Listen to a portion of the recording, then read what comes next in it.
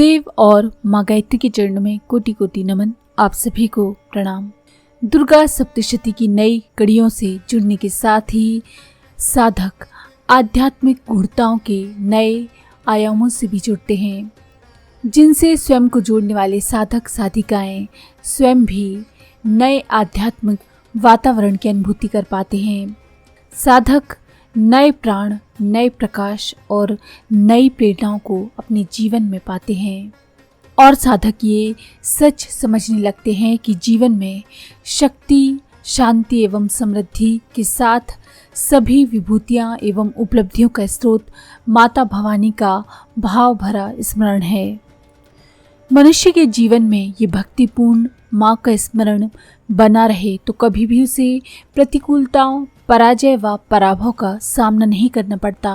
फिर चाहे काल की कुटिलताएं उसके सामने कितनी ही कसौटियां क्यों न रख दें, पर ज्यों ही वह भावमयी भवानी को भूल जाता है, अंधियारा उसे घेरने लगता है, उसे मिलने वाली सफलताएं भी भविष्य की विफलताओं के द्वार खोलने लगती हैं। प्रत्येक उपलब्धि, समृद्धि उसके जीवन में अशांति के द्वार खोल देती है। सफलताओं का प्रत्येक शिखर उसके जीवन में अहंकार के अंधियारे को गाढ़ा, घना एवं प्रगाढ़ कर देता है। इस अंधियारे में वासना के विषैले विषधर उसको नए नए दंश देते हैं और वह चाहकर भी मूर्छा से उबर नहीं पाता। इस वेदना की विफलता में यदि संयोगवश माँ की आर्त पुकार अंतर्भावों में गूंज सकी तो विश्व जननी अपनी संतान को वात्सल्य का आंचल देने में चूकती नहीं। चूक तो सदा संतानों से ही होती आई है, जो हमेशा प्राणों को पीने वाली विषैली वासनाओं को अपना समझते हैं और अपना पैपान कराकर प्राणों को अमृत देने वाली माता को पराया समझते हैं। इसी सच के सूत्र में महाराजा सुरत के जीवन की कड़ियां भी जुड़ती चली गईं। वे गवाते रहे अपने पुण्य और तप की संपदा को, पर सदा ही मोह पाश में बंधे रहे। उनका मन पराजय से, अपनों के छल एवं आघात से विकल तो कई बार हुआ, लेकिन माँ को न पुकार सका। संसार एवं संसारिकता का मायापाश है ही कुछ ऐसा कि सफलता या विफलता में एक बार भी महामाया का स्मरण नहीं करने देता।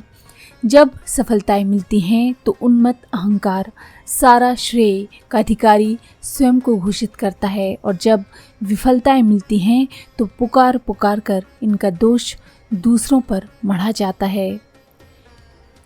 आदि शक्ति की लीला कथा की पिछली कड़ी में हमने अष्टम मंत्र की साधना विधान को जाना था। इसमें कहा गया था कि कोल विध्वंसी राजाओं से पराजय के बाद महाराजा सुरत का आघात कम नहीं हुआ। उनके राजधानी पहुंचने पर दुष्ट, दुरात्मा किंतु शक्तिशाली मंत्रियों ने दुर्बल हुए महाराज का खजाना एवं सैन्य बल छीन लिया। अब वे पूरी तरह से एकाकी, निराधार, निराश्रय एवं संपूर्णतः साधन विहीन हो गए। सांसारिक दृष्टि से ये स्थिति बड़ी विपन्नता की है। इस अवस्था में अनुभव होने वाली पीड़ाओं को कोई अनुभवी ही जान सकता है। महाराज सुरत की वेदना भी उस समय कुछ इसी भांति थी, जिसका आकलन भी उनके अलावा शायद ही कोई अन्य कर सके। आदि शक्ति की लीला कथा के 9वें मंत्र में संसार के घात प्रतिघात और निरंतर आघात से पीड़ित थकित जीवात्मा की स्थिति को बड़ी भावस्पर्शी रीति से कहा गया है। साथ ही इस किंग कर्तव्य मूढ़ स्थिति में भी कर्तव्य पथ का दर्शन कराया गया है। इस संदर्भ में स्मरण रखने योग्य बात यह है कि संसार केवल साधन, समृद्धि एवं शांति ही नहीं छीनता, बल्कि भांति भांति के आरोप प्रत्यारोप से, कलंक, लांछन एवं अपमान, तिरस्कार से मनोबल को चकनाचूर कर देता है। इसके घातों आघातों से इतनी निरंतरता होती है कि इन्हें झेलने वाले को सोच विचार करने का समय ही नहीं मिलता। ये ऐसी दशा है जिसे जो सहे वही जाने। इस दशा में विचार शक्ति कुंठित हो जाती है, प्राण निर्बल हो जाते हैं और क्रिया शक्ति क्षीण हो जाती है। सब तरफ विरोध एवं विरोधियों की प्रबल हुंकारें ही सुनाई पड़ती हैं। लेकिन इस विषम संकट में यदि कोई सहारा बनता है तो वो होता है जीवात्मा का आत्मबल। यही वह अश्व है जिस पर संकट की घड़ियों में भरोसा किया जा सकता है। 9वें मंत्र का अर्थ है कि राजा सुरथ स्वामित्व छिन जाने पर शिकार के बहाने अकेले घोड़े पर चढ़कर घने जंगल की ओर चल दिए।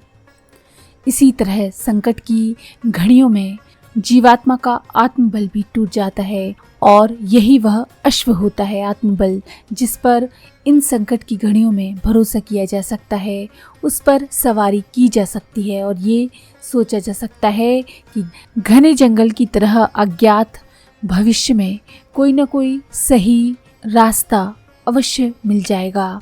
आत्मबल न तो कभी हारता है और न कभी थकता है, परंतु इसे जीवात्मा का दुर्भाग्य ही कहें कि वह जिस पर भरोसा नहीं कर पाता। सदा उसका भरोसा संसार, उसके संसाधनों, उसके संबंधियों पर होता है।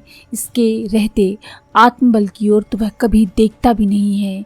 इसकी ओर निहारने की उसके पास फुर्सत ही नहीं रहती। लेकिन जब उसकी दृष्टि आत्मबल की ओर जाती है तब उसका जर्जर शरीर, थकित पीड़ित विकल मन, इन्हें यदि सहारा शरण मिल जाती है तो केवल आत्मबल के पास ही मिलती है। इसी आत्मबल की शक्ति पर बैठकर जीवन की नई राहें वो खोजता है। यहाँ उसे ना तो धोखा मिलता है और ना उसके साथ किसी छल की कोई गुंजाइश रहती है। यदि सचमुच किसी साधक के जीवन की विषम घड़ियों में आत्मबल का अवलंबन लिया जाए तो निश्चित ही जाने कि वह अंतर प्रज्ञा महामेधा तक अवश्य पहुंचेगा और उसे विंध्यगिरि की हृदय गुफा का मार्ग अवश्य मिलेगा। 9वें मंत्र का साधना विधान इस तरह से है, यह इसका विनियोग और ये है न्यास। इसके बाद क्रम है ध्यान का। इन मंत्रों से आप ध्यान करें और उसके बाद है मंत्र है ओम ऐं प्रेम नमः ततो मृगया व्याजेन हत स्वाम्यः सा भूपतिः एकाकी हयमारूढ़ जगाम गहनम वनम नमो प्रेम ऐं ओम। साधना का विधान है कि 10 माला गायत्री मंत्र की और 1 माला इस सप्तशती मंत्र की करें। इस तरह से 10 दिन का विधान है और उसके बाद प्रत्येक का दशांश हवन है। आध्यात्मिक फलश्रुति ये है कि स्वयं के आत्मबल का ज्ञान हो जाता है और उसके प्रयोग की सामर्थ्य का विकास होता है, यानी आत्मबल का विकास होता है। और लौकिक फलश्रुति है कि विषम संकट की घड़ियों में स्वयं में विश्वास एवं संकट के समाधान का पथ प्रशस्त होता है। जो साधक भी गायत्री महामंत्र के साथ इस दुर्गा सप्तशती के मंत्र को करेंगे वे इसके प्रभावों से चमत्कृत हुए बिना न रहेंगे। जब सब तरफ से संकट छाए हों, कोई मार्ग ना सूझ रहा हो तो इस मंत्र का सफल प्रयोग किया जा सकता है। इस मंत्र के निष्काम प्रयोग से साधक में अद्भुत अतुलनीय आत्मबल का विकास होता है और वह जीवन की अंधियारी आंधियों में, चक्राकार चक्रवातों में अपना जीवन खोजने में सफल रहता है। इस मंत्र की साधना से साधक भगवती की कृपा का सुपात्र बनता है। उसके संकटों का शमन तो होता ही है, साथ ही उसके जीवन में नए सत्पथ प्रकाशित एवं प्रशस्त होते हैं। तो अगर आपको ये जानकारी पसंद आई हो तो प्लीज़ लाइक करें, शेयर करें, सब्सक्राइब करें और बेल के आइकन पर क्लिक करके ऑल पर क्लिक करना ना